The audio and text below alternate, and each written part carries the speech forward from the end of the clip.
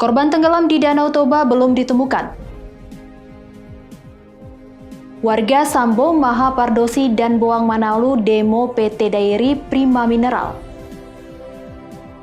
Gupsu minta dukungan swasta tingkatkan pelayanan rapid test.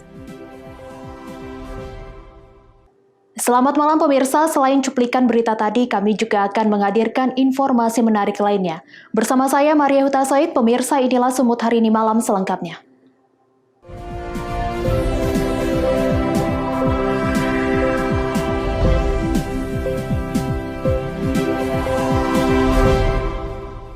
Kita ke informasi pertama, pemirsa. Tim Badan Penanggulangan Bencana Daerah Kabupaten Simalungun yang melakukan pencarian terhadap warga Kisaran yang hanyut di Danau Toba akhirnya menghentikan pencarian.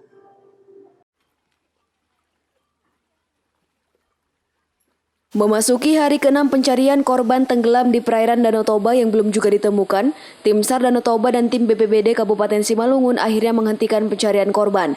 Pihak keluarga korban mengaku ikhlas dan melakukan ritual tabur bunga. Sejak dinyatakan hanyut pada 22 Mei 2021 lalu, Dodi warga Kisaran Asahan Sumatera Utara yang hanyut tenggelam ketika berenang dengan temannya di pantai Pesanggerahan Danau Toba belum juga ditemukan. Koordinator SAR Danau Toba Okto Tambunan mengatakan, di hari pertama hingga hari ketiga pencarian korban masih dengan status nihil. Di hari keempat hingga hari ke-6, petugas gabungan tim SAR Danau Toba masih juga terus melakukan penyisiran di lokasi korban tenggelam, namun hasilnya juga masih nihil. Menurut Okto, perkiraan kedalaman air hingga 50 meter lebih menjadi faktor kesulitan penyelam mencari korban. Di hari ke-6 pencarian korban yang belum juga ditemukan, akhirnya pihak keluarga mengikhlaskan korban dan melakukan ritual tabur bunga di lokasi yang diduga tempat korban tenggelam. Sangat prihatin ya, dan turut berduka cita, berbelasungkawa dengan kejadian yang menimpa adik kita Dodi yang pada hari Sabtu kemarin ya, itu pada saat berenang ya, beraktivitas di air di pantai Danau Toba samping Pesanggerahan Soekarno tenggelam. Setelah melakukan penyelaman ya, pertama penyelaman dari hari pertama sampai hari ketiga, baik dari penyelam Basarnas ataupun dari penyelam potensi ya dari Aquafarm itu, namun hasil masih nihil ya, belum dapat menemukan korban. Terus di hari keempat sampai hari sekarang hari ke-6 ini telah dilakukan penyisiran menggunakan perahu karet. Sebagai langkah mitigasi atau pencegahan hal yang sama, demi kenyamanan wisatawan dan pengunjung, pihak BPBD Simalungun akan melakukan penataan kembali terkait zonasi yang dapat digunakan untuk berenang oleh wisatawan. Dosisi Marmata melaporkan untuk Eva Rena TV. Informasi berikutnya pemirsa, Wakil Bupati Humbang Hasundutan Oloan Paniaran Nababan memberikan klarifikasi atas perkembangan pandemi COVID-19. Pemerintah kabupaten membenarkan adanya 161 orang warga yang terpapar COVID-19. Jumlah tersebut merupakan data secara akumulasi setahun. Wakil Bupati Oloan Paniaran Nababan bersama juru bicara Satgas COVID-19 Hotman Hutasoid mengungkapkan bahwa adanya 161 warga Humbahas yang terkonfirmasi COVID-19. Data tersebut merupakan akumulasi sejak pandemi COVID-19 menyebar ke Kabupaten Humbahas. Data perkembangan COVID-19 terdapat 6 orang dari jumlah keseluruhan meninggal dunia. Kemudian Satgas mengaku 149 pasien saat ini sudah selesai menjalani isolasi dan dinyatakan sembuh. Berdasarkan data penyebaran virus corona, Kecamatan Dolok Sanggul merupakan kecamatan tingkat penularan paling tinggi dibandingkan 10 kecamatan yang ada di Humbahas. Sementara itu, Kecamatan Sijama Polang menjadi satu-satunya kecamatan yang sampai saat ini masih bersih dari COVID-19. Guna mencegah adanya klaster baru penularan COVID-19, Pemkab Humbang Hasundutan telah melakukan sejumlah upaya. Salah satunya adalah penempatan sejumlah petugas di berbagai perbatasan guna mengecek seluruh orang yang akan keluar masuk Kabupaten Humbahas. Lebih lanjut, pihak Satgas menyebutkan tempat-tempat yang jadi sarana publik saat ini sudah dilakukan penyemprotan cairan disinfektan, terutama lokasi pasar tradisional Dolok Sanggul yang kerap ramai oleh warga. Pasar Dolok Sanggul adalah salah satu tempat yang diprioritaskan untuk disterilkan mulai dari lorong-lorong dan kios-kios pedagang. Kadis Kesehatan Hasudungan Nababan menjelaskan, RSUD Dolok Sanggul sendiri saat ini sudah terus berbenah. Jika sebelumnya RS tersebut belum memiliki ruang isolasi untuk pasien COVID-19, saat ini sudah disediakan sebanyak 4 ruangan dengan daya tampung mencapai 26 pasien.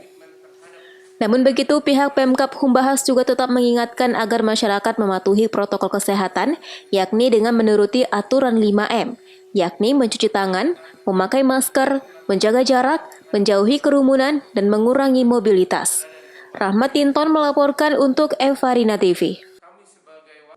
Sementara itu, pemirsa, masyarakat di Kabupaten Karo, Sumatera Utara memanfaatkan lahan kosong dengan cara budidaya ikan air tawar.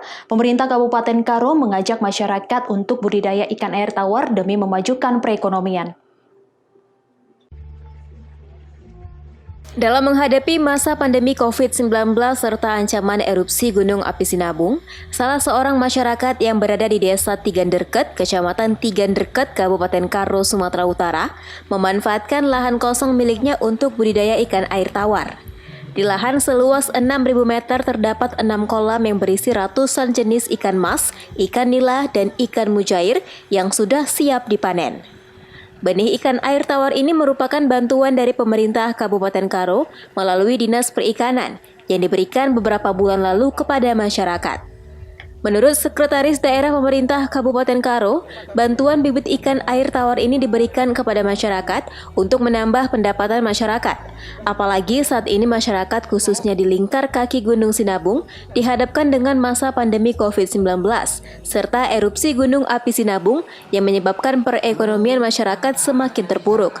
Dan salah satunya solusi untuk menambah atau meningkatkan perekonomian masyarakat adalah dengan cara budidaya ikan air tawar. Bahwa situasi sekarang, walau juga ada erupsi Gunung Sinabung, bahwa potensi di lingkar Sinabung sangat memungkinkan untuk budidaya ikan air tawar. Jadi beberapa bulan yang lalu kita berikan bibit ikan yang ada di Singamanik yang dikelola oleh Dinas Perikanan Bapak ini, Pak Sarjana Purba. Beberapa bulan yang lalu kita kasih kepada Pak Benaukur Tarigan. Bulan ini sudah besar. Potensi ini sangat memungkinkan untuk dilakukan budidaya ikan air tawar. Sementara itu, selain budidaya ikan air tawar, masyarakat di lingkar kaki Gunung Sinabung juga membangun sebuah waterboom dan kolam renang sebagai destinasi wisata di lingkar kaki Gunung Sinabung. Menurut pemilik usaha, lokasi pemandian ini dibangun untuk menambah penghasilan. Namun selain itu, dirinya juga menyampaikan saran kepada pemerintah Kabupaten Karo agar kolam renang ini dapat dimanfaatkan oleh sekolah di sekitar lokasi menjadi kegiatan ekstrakurikuler sekolah, sehingga dapat dinikmati oleh semua lapisan masyarakat dan jika masyarakat tidak mampu bayar akan digratiskan. Harapan saya pada pemerintah agar memberikan masukan supaya kolam renang ini di kurikulum itu ada, di silabus juga ada, supaya pemerintah menganjurkan kepada sekolah-sekolah melalui Dinas Pendidikan dimanfaatkanlah kolam renang kita ini. Dan saya berjanji, kalau memang masyarakat itu ataupun anak sekolahnya tidak sanggup untuk membayar, saya dipersilakan gratis. Pemerintah Kabupaten Karo mengimbau kepada masyarakat untuk memajukan daerahnya masing-masing dengan membangun sebuah lokasi wisata dan juga budidaya ikan air tawar. Hal ini dapat menambah penghasilan bagi masyarakat sekitar. Chandra Bukit melaporkan untuk Evarina TV. Sumut hari ini masih akan kembali sesaat lagi, tetaplah bersama kami.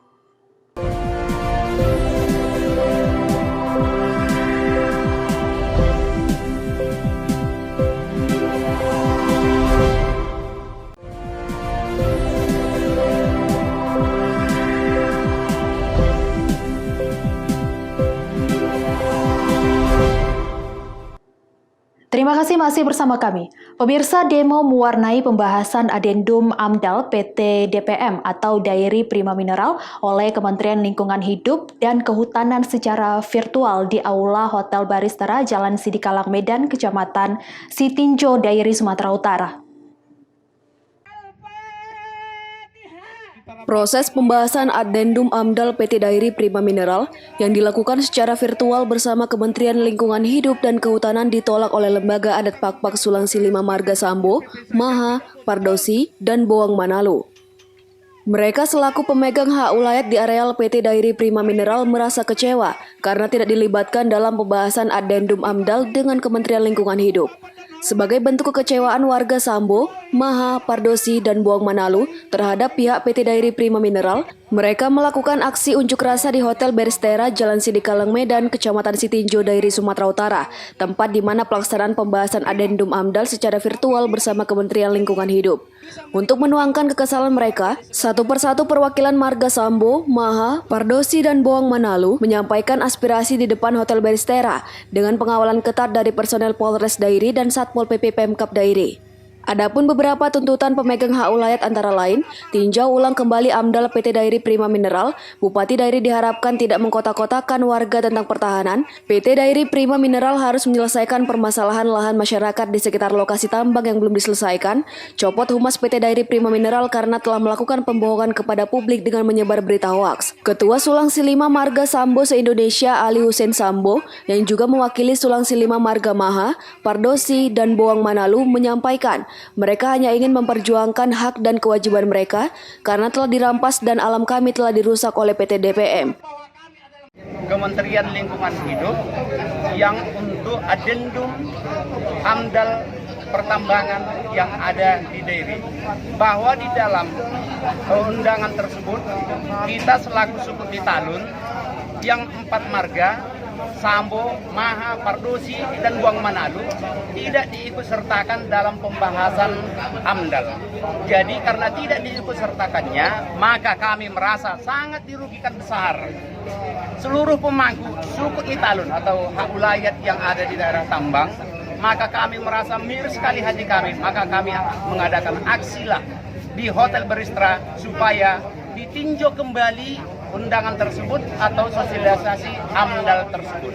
Mohon kepada seluruh yang penegak-penegak administrasi atau pemerintah yang mengeluarkan izin AMDAL, mohonlah ini ditunda dulu untuk ditinjau kembali. Kenapa selaku pemangku ulayat tidak diikutsertakan dalam rapat keputusan atau pengambil kebijakan AMDAL itu sendiri. Jika tuntutan warga Sambo, Maha, Pardosi, dan Boang Manalu sebagai pemegang hak ulayat tidak terpenuhi, maka aksi lanjutan masih akan terjadi. Tim Liputan melaporkan untuk Eva Rena TV. Informasi lainnya, pemirsa, Polrestabes Medan kembali menggerebek layanan tes swab antigen di Jalan Bukit Barisan, Kota Medan pada Rabu malam. Penggerebekan diduga berkaitan karena tidak adanya izin dan kesalahan dalam pengelolaan limbah medis. Polisi menyita dokumen peserta rapid test. Sejumlah petugas kesehatan dan pegawai juga dibawa untuk dimintai keterangan. Petugas Unit Tindak Pidana Khusus Reskrim Polrestabes Medan, Sumatera Utara kembali menggerebek layanan tes antigen yang bekerja sama dengan Dinas Pariwisata Kota Medan di Jalan Bukit Barisan, Medan, Sumatera Utara. Setelah sebelumnya petugas menggerebek layanan drive-thru swab tes antigen COVID-19 yang berada di Jalan Pulau Pinang, Kota Medan seputaran Lapangan Merdeka, Medan. Dalam penggerebekan, polisi menyita berbagai barang yang digunakan untuk pelayanan rapid test COVID-19, termasuk menyita limbah barang bekas swab rapid test yang digunakan. Karena diduga adanya indikasi kesalahan dalam pengelolaan limbah medis, polisi juga menyita komputer dan dokumen yang digunakan mendata para peserta rapid test. Dalam kasus ini, terdapat sedikitnya 4 pekerja di layanan tes antigen ini dibawa ke Polrestabes Medan untuk dimintai keterangan. Wakasat Reskrim Polrestabes Medan, Komisaris Polisi Raffles Marpaung menyebutkan, penggerebekan yang dilakukan pihaknya karena adanya indikasi tidak adanya izin yang seharusnya dimiliki pengolah layanan tes COVID-19. Setelah ditelusuri, layanan tes COVID ini hanya mengantongi izin kerjasama dari Dinas Pariwisata Kota Medan. Menindaklanjuti kegiatan kami kemarin, ternyata ada juga di tempat yang berdekatan melaksanakan tes COVID-19 yang diduga tanpa izin. Jadi setelah kami cek, mereka hanya mengantungi kerjasama dengan Dinas Pariwisata. Jadi yang lain-lainnya tidak ada. Nah, ini akan kami dalami lebih lanjut. Hanya terkait juga dengan masalah limbah. Limbahnya juga tidak diproses dengan prosedur yang berlaku, sehingga itulah yang kami amankan terkait limbah medis, juga sampel-sampel dari peralatan yang mereka gunakan untuk melakukan tes COVID-19. Sebelumnya, belasan petugas unit tindak pidana khusus Reskrim Polrestabes Medan, Sumatera Utara telah menggeledah fasilitas drive-thru atau layanan dalam kendaraan rapid test antigen dan PCR swab test COVID-19 di Jalan Pulau Pinang, Medan, Sumatera Utara pada Selasa petang. Hingga kini masih mendalami keterangan beberapa saksi terkait dengan penggerebekan di 2 tempat layanan tes COVID-19 ini. Wahyu Pratama melaporkan untuk Evarina TV. Pemirsa, akibat pohon tumbang di ruas jalan nasional, tepatnya di Lawomaru, Kota Gunung Sitoli, Sumatera Utara, membuat aktivitas lalu lintas lumpuh. Personil TNI Polri, Dinas Perhubungan, dan Dinas PUPR Kota Gunung Sitoli berjibaku membersihkan batang pohon yang berserakan. Aktivitas lalu lintas di ruas jalan nasional yang menghubungkan Kota Gunung Sitoli dengan Kabupaten Nias dan Nias Selatan sempat lumpuh total akibat pohon di ruas jalan tepat di Lawomaru, Kecamatan Gunung Sitoli Selatan tumbang. Tumbangnya sejumlah pohon ini akibat hujan deras disertai angin kencang pada Kamis dini hari. 1 unit alat berat dan mesin chainsaw milik Dinas Pekerjaan Umum dan Perumahan Rakyat Kota Gunung Sitoli dikerahkan ke lokasi untuk melakukan evakuasi batang pohon yang tumbang. Pembersihan batang pohon juga dibantu oleh petugas gabungan dari Babinsa TNI dan personil Satlantas Polres Nias. Namun panjang dan lebarnya diameter pohon tersebut sempat menyulitkan para petugas.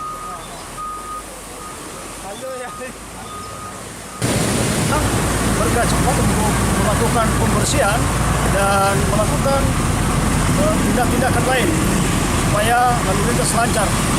Kalau kita ketahui bersama bahwa sebenarnya jalan nasional yang notabene sebenarnya jalan nasional yang mengendalikan. Tetapi karena kita juga pemerintah dari Kota Gunung Sitoli, kami dari PUPR dan diperintah oleh pimpinan supaya bergerak cepat untuk melakukan hal-hal kalau terjadi di mana saja. Ya, siang ini sudah bisa dilalui kendaraan, baik kendaraan roda 2 dan roda 4.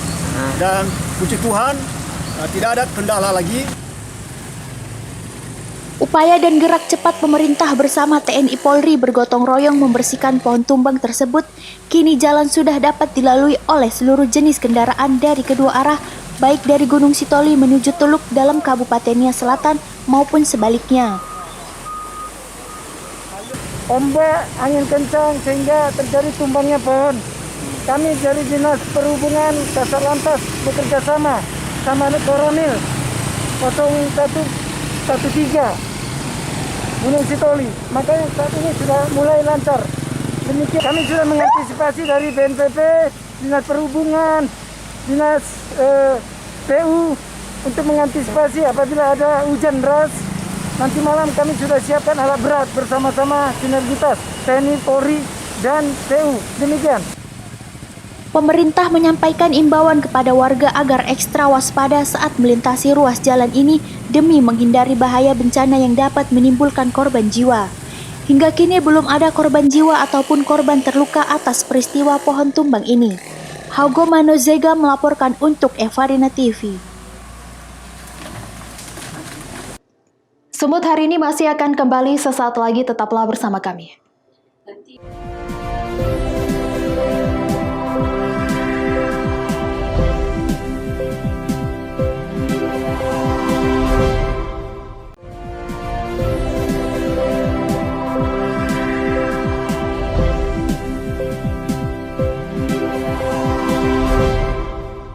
Terima kasih masih bersama kami. Pemirsa, Gubernur Sumatera Utara Edi Rahmayadi mengatakan dalam melaksanakan layanan pemeriksaan screening penyakit COVID-19 membutuhkan pihak swasta untuk memenuhi kuota target pemeriksaan. Fasilitas atau tempat pemeriksaan antigen layanan tanpa turun di kawasan Lapangan Merdeka Medan yang digerebek polisi sebelumnya telah ditinjau oleh Gubernur Sumatera Utara. Edi menyatakan layanan ini dikelola pihak swasta dan harus memiliki izin sebelum beroperasi. Beroperasinya layanan pemeriksaan antigen tanpa turun untuk memenuhi kuota pemeriksaan yakni 2,5% per hari dari jumlah populasi masyarakat. Sangat dibutuhkan oleh masyarakat yang hendak bepergian yang melampirkan surat keterangan tes antigen. Edi Rahmayadi berharap seluruh pihak untuk saling bekerja sama agar kasus ini tidak menjadi polemik. Apabila ada swasta yang ingin melakukan hal tersebut, pastinya mereka hitungannya adalah bisnis. Kalau dia melakukan bisnis, itu dilakukan juga di provinsi-provinsi lain, tetapi tidak menyalahi. Nah, orang kita ini biasanya kalau sudah diizinkan, akhirnya dia menyalahi. Pakailah antigen palsu, antigen yang sudah bekas, itu salah dia. Tetapi kalau dia berbisnis dan sesuai dengan standar harga yang ditentukan oleh nasional, why not? Tak ada masalah itu semua. Provinsi membutuhkannya adalah data. Datanya itulah untuk memenuhi kuota. Kuotanya adalah 2,5% dari populasi penduduk. Perkara dia harus izin, lakukan izin. Namanya swasta bisnis kan boleh-boleh saja izin. Setuju ini? Masalah dengan legalitas. Daniel Pekwali melaporkan untuk Eva Arena TV. Pemirsa, kota Sibolga, negeri berbilang kaum, terletak di pesisir pantai barat Sumatera Utara, pernah menjadi ibu kota kepresidenan Tapanuli pada masa lalu. Sibolga juga dikenal memiliki beragam cerita rakyat seperti kisah Batu Mande Rubiah, batu putih di ujung Sibolga. Merajut kisah rakyat dari kota Sibolga tidak lepas dari cerita Batu Mande Rubiah. Secara spesifik, Batu Mande Rubiah adalah bebatuan besar yang setiap waktu menahan hempasan ombak laut Teluk Tapianauli. Kisah Batu Mande Rubiah dimulai dengan kesetiaan seorang istri yang dipanggil Mande Rubiah, siang berpanasan, malam berhujanan. Pada sebuah batu persis menghadap Pulau Poncan menanti kepulangan suaminya dari tengah laut. Sampai pada akhir hayatnya di batu tersebut, Mande Rubiah tidak pernah melihat kedatangan suaminya di lepas pantai sepulang dari laut. Batu putih Mande Rubiah selanjutnya menjadi saksi bisu penantian seorang istri yang setia dan sangat merindukan suami tercintanya. Hingga saat ini, Batu Mande Rubiah menjadi salah satu ikonik di kota Sibolga. Pemerintah kota Sibolga saat ini telah melakukan reklamasi atas Batu Mande Rubiah.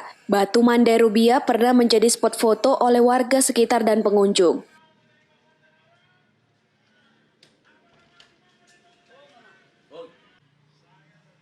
Itu kan istilahnya bang, legendanya kan orang belum tentu juga termasuk orang sini, belum tentu juga tahu semua. Saya saja orang asli sini belum pernah dengar legenda itu. Cuman karena ada objek wisata, kan sekarang orang panutannya objek wisata yang terbaru gitu, Pantai Ujung Sibolga. Kan kemarin itu belum ada nih. Orang jadi datang itu bukan karena legenda, tapi karena ya nama objek wisata itu. Tapi karena abang bilang udah ada legenda, ya mungkin kemungkinan besar kan orang yang peminat wisata-wisata itu juga ada yang pengen tahu kok ada sih namanya Pantai Ujung Sibolga gitu. Ujung Sibolga kan masih ada sana-sana lagi gitu. Jadi kalau misalnya ada legenda itu sih kayaknya lebih apa juga, lebih menarik juga, unik gitu sih karena batunya sampai jadi putih gitu. Harapannya ya legenda itu sih kan biar orang tahu juga sampai turun-temurun. Legenda itu pasti selalu ada, kayak legenda Danau Toba. Kita tahu sampai sekarang Danau Tobanya pun udah dibentuk entah kayak mana, kita masih tahu. Kalau legendanya itu entah, aku sih kurang tahu juga ya. Yang aku tahu itu legenda Sampuraga. Sampai sekarang dia udah diperbarui sampai orang-orang jauh pendatang tahu gitu kalau legendanya itu dari anak yang durhaka. Jadi kalau Pantai Ujung Sibolga ini ada legendanya, ya sebaiknya kayak dipaparin juga gitu biar kita tahu ini punya legenda, bukan hanya tempat wisata objek-objek biasa aja. Kisah Batu Mande Rubiah dalam berbagai program pengembangan pariwisata terus dikembangkan, termasuk renovasi Pantai Ujung Sibolga untuk menjadi objek wisata Pantai Ujung Sibolga. Puluhan tahun lalu Batu Putih Mande Rubiah menjadi lokasi warga Sibolga Tapanuli Tengah untuk berwisata ke Ujung Sibolga, menyaksikan deburan ombak dan menanti keindahan proses matahari senja terbenam. Seorang warga, Sofina Siregar, mengatakan sejak hilangnya batu putih, cerita tentang Mande Rubiah pun seakan hilang dari ingatan masyarakat kota Sibolga. Salah seorang tokoh budaya pesisir di kota Sibolga, Sahat Simatupang, juga menceritakan tentang Batu Mande Rubiah yang dulunya sempat menjadi objek wisata di pantai ujung Sibolga tersebut, namun kini telah hancur akibat perkembangan pembangunan. Sebuah perkawinan yang sumbang, di mana perkawinan satu marga, oleh karena ketidaktahuan mereka berdua.